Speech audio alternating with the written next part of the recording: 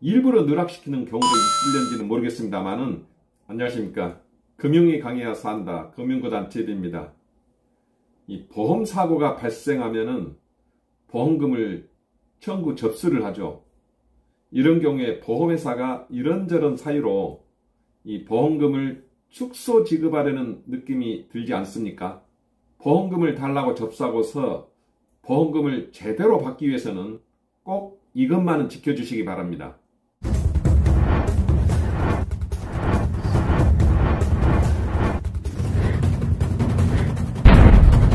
보험금을 청구하는 방법은 모두 다 잘 알고 계실 겁니다. 이 접수하는 절차에 따라 이 세 가지를 간략하게 알려드리고 접수 후에 꼭 주의해야 될 사항을 알려드리겠습니다. 첫 번째로 스마트폰 어플이나 PC를 통해서 청구하는 방법입니다.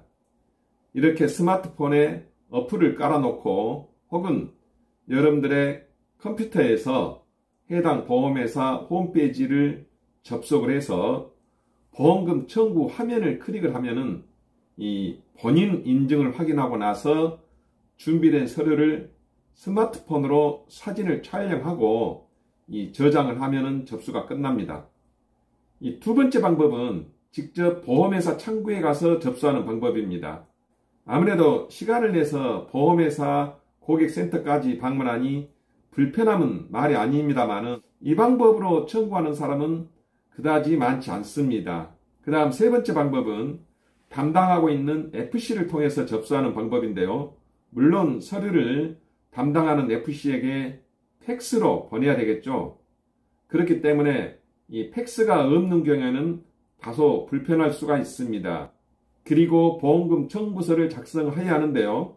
각 보험회사 홈페이지에 접속하면은 청구서 양식을 다운받을 수가 있습니다. 세 가지 방법에서 이 수시로 반복적으로 일어나는 실비보험금을 청구할 때는 스마트폰 어플이나 이 PC를 통해 접수하는 것이 편리합니다.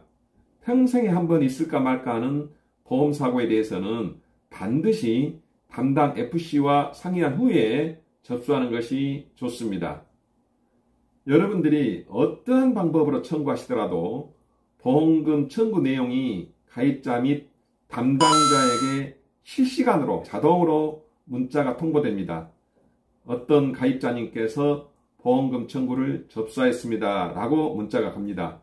그리고 보험금이 지급되면은 어떠한 가입자님께 얼마의 보험금을 지급할 예정입니다 라는 문자가 동시에 발송이 되고 보험금을 은행 계좌에 송금합니다. 이러한 형태의 문자 메시지를 하루에도 수십 통씩 문자를 받습니다만은 저의 경우에는 100만원 이상의 큰 금액의 보험금이 지급이 되면은 본능적으로 고객이 누구인가 떠올려 보기도 하고 보험금이 제대로 지급되었는지 전화나 카카오톡으로 확인을 해봅니다. 물론 상황에 따라서는 몇십만원 건도 확인을 해봅니다. 그동안의 경험상 이 사망사고 등은 몇천만원, 많게는 1억까지도 이 약간 해석 차이로 보험금 지급을 추가로 받아낸 적이 있습니다. 이 사소한 의료실비보험의 경우에는 10만원, 많게는 100여만원 이상 누락된 사례를 발견하기도 했습니다. 이렇게 누락시키는 사례가 비일비재합니다. 그렇기 때문에 여러분께서도 꼭 주의하시기 바랍니다. 일부러 누락시키는 경우도 있을는지는 모르겠습니다만은 약관 해석의 차이로 누락시킨다고 생각하시면 좋겠습니다. 한 가지 샘플을 보여드리겠습니다. 보험금 청구 시 실제로 지급해야 될 금액은 600만원이었는데요. 저에게 문자가 온 것은 583만원이 지급되었습니다 하고 문자가 오는 것입니다. 제가 이걸 놓쳐서는 안 되겠죠. 확인을 해보니 도플러 검사 16만원, 이 토마스 칼라, 이 목 기부스 형태로 되는 거 있지 않습니까? 이 만원, 이 두 가지를 지급할 수 없다는 내용이었는데요. 이 도플러 검사는 디스크 치료를 하기 위해서 사전에 어떤 뇌혈관에 이상이 있는지 없는지를 알아보기 위해서 초음파 검사를 한 것인데요. 이 직접적인 치료와 관계없다 해서 지급을 하지 않고 누락을 시켰던 것입니다. 토마스 칼라의 경우에는 비록 만원이지만은 이것은 목을 고정시키기 위한 기부스 형태의 틀 있지 않습니까? 이것을 하나의 보조기로 해석을 한 것입니다. 그러나 저는 이 경추, 요추를 치료를 받기 위해서 목을 고정을 해야 하는 재료대로 봐야 된다, 이런 주장을 핀 것입니다. 물론 토마스 칼라 10,000원을 지급해달라고 제가 따지는 이유가 있습니다.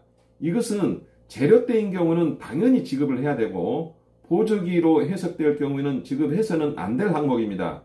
그러나 치료를 받기 위해서 반드시 고정을 시키기 위해서는 이 토마스 칼라를 해야 되기 때문에 이것은 치료 보조기가 아니라 하나의 재료대로 해석을 해야 된다라고 주장을 해서 이 보험금을 지급을 받았습니다. 이 금액이 많고 크고의 문제는 아닙니다. 아마도 저의 자존심의 문제라고 생각합니다. 만약에 이러한 것을 지급하지 않을 경우에는 미리서 보상팀에서 계약자에게 합리적인 설명을 해 주었어야 됩니다.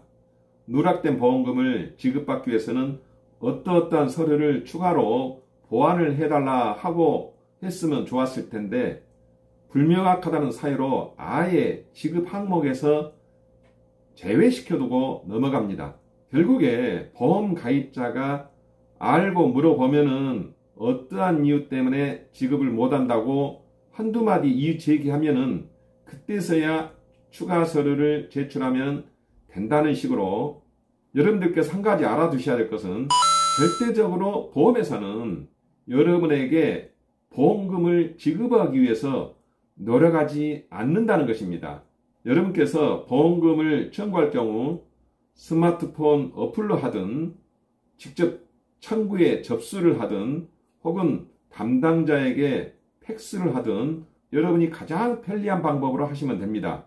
그러나 보험금을 청구할 때는 반드시 내가 받을 수 있는 보험금 수령 가능액이 얼마 정도인지 미리서 꼭 계산해 보시고, 만일 착오가 있다면 보험금 지급 심사팀에 전화해서 첫 번째, 어떠한 항목이 누락되었습니까?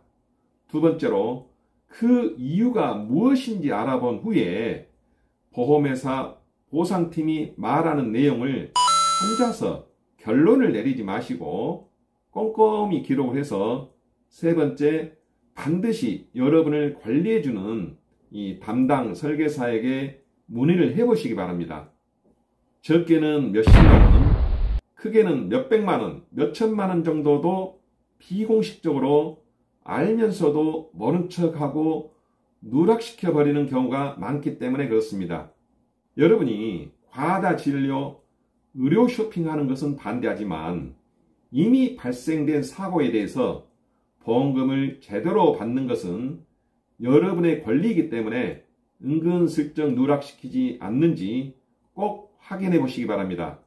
오늘 영상에서는 보험금 청구 시 반드시 유의해야 할 사항에 대해서 말씀을 드렸습니다.